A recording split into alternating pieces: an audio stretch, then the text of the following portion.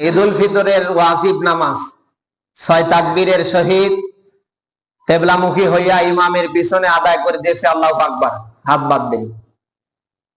বাঁধার পরে নামাজে যে সানা পড়েন, সানা পড়বেন।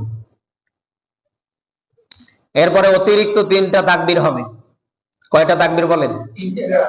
আল্লাহু আকবার বলে কান পর্যন্ত হাত উঠাবেন, ছেড়ে দেবেন। আবার দ্বিতীয় আল্লাহু আকবার বলে কান পর্যন্ত হাত উঠাবেন, আবার ছেড়ে দিবেন। আবার তৃতীয় তাকবীর আল্লাহু আকবার বলে কান পর্যন্ত হাত উঠবে, আবার না, এবার বাঁধতে হবে। এরপরে ইমাম সাহেব সূরা ফাতিহা পড়বে। বাকি যে সূরায় পড়ুক আপনি মনোযোগ সহকারে শুনবেন, মনোযোগ সহকারে শুনবেন। এরপরে রুকু করবেন, এরপরে সাজদা করবেন। আবার দ্বিতীয় রাকাতটা ইমাম সাহেব সূরা ফাতিহা যে সূরায় পড়ুক আপনি মনোযোগ সহকারে শুনবেন।